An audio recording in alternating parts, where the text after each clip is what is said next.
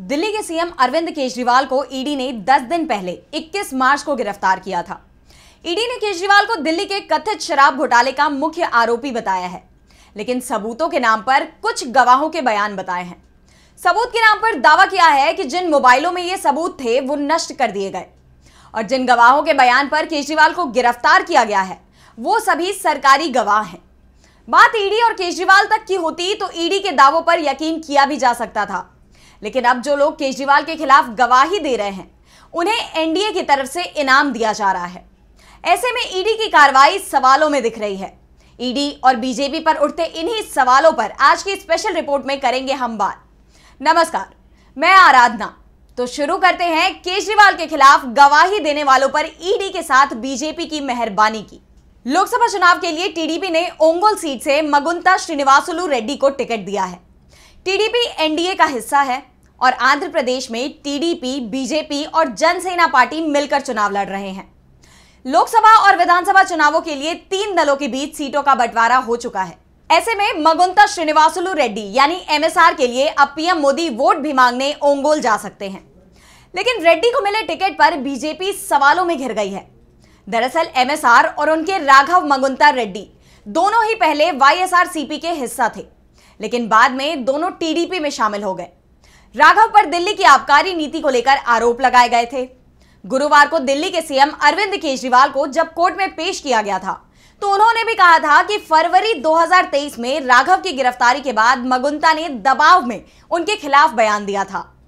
अक्टूबर 2023 में राघव सरकारी गवाह बन गए और उन्हें जमानत मिल गई थी। मगुंता परिवार लगभग 7 दशक से शराब कारोबार में शामिल है। इस परिवार के पास बालाजी डिस्टिलरीज और अन्य कंपनियां हैं। मोदी सरकार का मगुंता पर दबाव था और दबाव में ही उन्होंने अपना बयान बदला और राघव के बयान बदलने और अरविंद केजरीवाल के खिलाफ बयान देने पर एनडीए ने उनके पिता एमएसआर को इनाम में लोकसभा का टिकट दे दिया।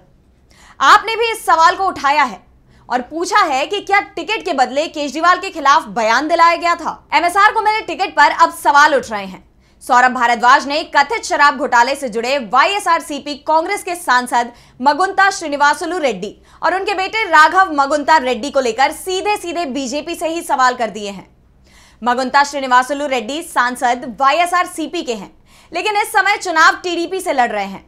इस पूरे मामले की क्रोनोलॉजी समझाते हुए आप नेता सौरभ भारद्वाज ने कहा, एक सांसद होने के नाते एमएसआर मुख्यमंत्री अरविंद केजरीवाल से मिले, वो भी अपने परिवार के ट्रस्ट की जमीन के सिलसिले में। लेकिन केजरीवाल ने एमएसआर से साफ कह दिया कि दिल्ली में जमीन का मामला दिल्ली के सरकार के अधीन नहीं है, इसे उपराज्यपाल देखते हैं। आप अपना आवेदन दे सकते हैं, इसे मैं उपराज्यपाल की तरफ फॉरवर्ड कर दूंगा। इसके बाद 16 दिसंबर 2022 को एमएसआर के यहां छापा पड़ता है। इसके बाद जब उनका पहला बयान लिया जाता है तो एमएसआर ने वो ही बताया जो सच्चाई थी। उन्होंने कहा कि मैं जमीन के सिलसिले में अरविंद केजरीवाल से मिलने गया था।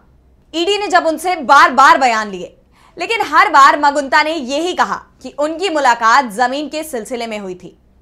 जब मगुंता ने ईडी के हिसाब से बयान नहीं दिया तो इनके बेटे राघव मगुंता रेड्डी को 10 फरवरी 2023 को गिरफ्तार कर लिया गया। उन्हें 5 महीने तक जेल में रखा गया, जिसके बाद एमएसआर टूट गए और 16 जुलाई 2023 को इन्होंने अपना बयान बदल दिया। इसके बाद उन्होंने पहली बार अरविंद केजरीवाल के खिलाफ बयान दिया। बयान बदला तो इसका फायदा भी मिल गया। 2 दिन बाद ही 18 जुलाई को राघव को बेल मिली और अक्टूबर में सरकारी गवाह बनकर उन्होंने माफीनामा ले लिया और अब एनडीए के घटक दल टीडीपी ने उन्हें अपना उम्मीदवार बना दिया है। यानी पीएम मोदी और बीजेपी अब अरविंद केजरीवाल के खिलाफ मुख्य गवाह के परिवार के लिए वोट मांगेंगे। सवाल आखिर ये रिश्ता क्या कहलाता है। आम आदमी पार्टी का दावा है कि एमएसआर का बयान दबाव में दिया गया है। अगर उन पर कोई दबाव नहीं होता तो फिर उनके पुराने बयान अलग नहीं होते। आप प्रवक्ता जैस्मिन शाह ने कहा कि एमएसआर के 6 बयानों में कहा गया है कि केजरीवाल से शराब मामले में कोई बात नहीं हुई, लेकिन राघव की गिरफ्तारी के बाद 7वां बयान आता है। पहले के 6 स्टेटमेंट पूरी तरह से गायब है, चार्जशीट का हिस्सा ही नहीं है।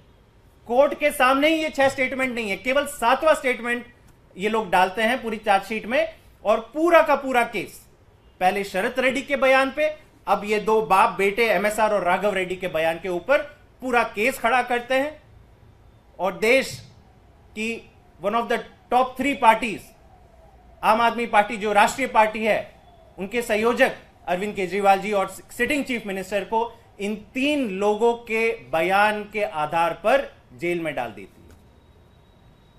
तो मैं वापस यही कहता हूं कि भाजपा इस लोकसभा चुनाव में कोई और स्कीम के लाभार्थी से वोट मांगने का प्रयास नहीं कर रही है।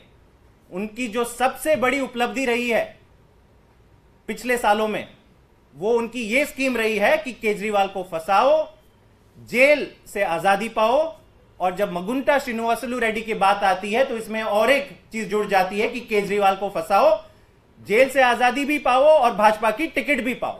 वैसे मगुंता की तरफ से सफाई दी जा रही है कि केजरीवाल के खिलाफ बयान देने के कारण उन्हें टीडीपी ने टिकट नहीं दिया है, बल्कि क्षेत्र में उनकी लोकप्रियता के चलते यह टिकट मिली है। वो 4 बार ओंगोल सीट से सांसद रह चुके हैं और इस बार भी वो अपनी जीत तय मान रहे हैं। लेकिन सवाल ये भी उठ रहे हैं कि ओंगोल को तो उनकी पार्टी यानी वाईएसआरसीपी भी टिकट देने को तैयार थी, तो फिर उन्होंने वाईएसआरसीपी की जगह टीडीपी को क्यों चुना? इसके बाद 17वीं लोकसभा में वह वाईएसआर कांग्रेस पार्टी के टिकट पर चुनाव जीतकर संसद पहुंचे। उन्होंने 2019 में टीडीपी उम्मीदवार को 2,14,000 वोट से हराया था। इससे पहले वो 3 बार कांग्रेस के टिकट पर चुनाव जीते थे और अब वो टीडीपी के साथ है। दावा किया जा रहा है कि मगुंता का दल बदल भी ईडी के दबाव में किया गया था, क्योंकि अगर वो वाईएसआरसीपी में रहते तो शायद दिल्ली शराब मामले के चलते जगनमोहन रेड्डी उन्हें टिकट भी नहीं देते। ऐसे में सवाल उठ रहा है कि क्या आम आदमी पार्टी जो दावा कर रही है कि केजरीवाल के खिलाफ ईडी के पास कोई सबूत नहीं है, सिर्फ कुछ गवाह हैं, और गवाह भी ऐसे हैं जिनकी गवाही पर भरोसा नहीं किया जा सकता, क्योंकि ये सभी पहले आरोपी थे और उन्हें गिरफ्तार भी किया गया, लंबे समय तक जेल में रखा गया और जमानत तभी मिली जब उन्होंने बयान केजरीवाल के खिलाफ दिया। दिल्ली के कथित शराब घोटाले में सीएम अरविंद केजरीवाल से पहले दिल्ली के पूर्व डिप्टी सीएम मनीष सिसोदिया को भी गिरफ्तार किया गया था। वो इस मामले में पिछले 18 महीने से जेल में है। आप सांसद संजय सिंह को भी शराब मामले में ईडी गिरफ्तार कर चुकी है, वो भी जेल में है। और अब एक और मंत्री कैलाश गहलोत को ईडी ने पूछताछ के लिए बुला लिया। 5 घंटे उनसे पूछताछ हुई। गहलोत ने कहा कि वो इस पॉलिसी के बारे में अनजान है, मुझे कोई जानकारी नहीं है। गहलोत को फिलहाल ईडी ने पूछताछ के बाद जाने दिया है, लेकिन जिस तरह से आप नेताओं पर कार्रवाई हो रही है, वैसे में यह दावा भी किया जा रहा है कि आपके कुछ और नेताओं को गिरफ्तार किया जा सकता है। वैसे ईडी पर इस मामले में सवाल कई उठ रहे हैं। सुप्रीम कोर्ट में सवाल उठाया जा चुका है, खास तौर पर जिस तरह से 1.5 साल से ज्यादा वक्त से मनीष सिसोदिया जेल के अंदर है, लेकिन अभी तक कोर्ट में सुनवाई तक शुरू नहीं हो पाई है। ईडी लगातार सप्लीमेंट्री चार्जशीट दायर करती जा रही है।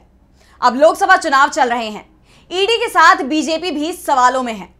आपकी तरफ से सवाल किया जा रहा है कि आखिर शराब नीति मामले में उन लोगों को जमानत कैसे मिल रही है जो केजरीवाल के खिलाफ बयान दे रहे हैं। तो आज की हमारी स्पेशल रिपोर्ट में बस इतना ही। अगर आपको ये रिपोर्ट पसंद आई तो वीडियो को लाइक करना ना भूलें और चैनल को सब्सक्राइब कर लें। नमस्कार।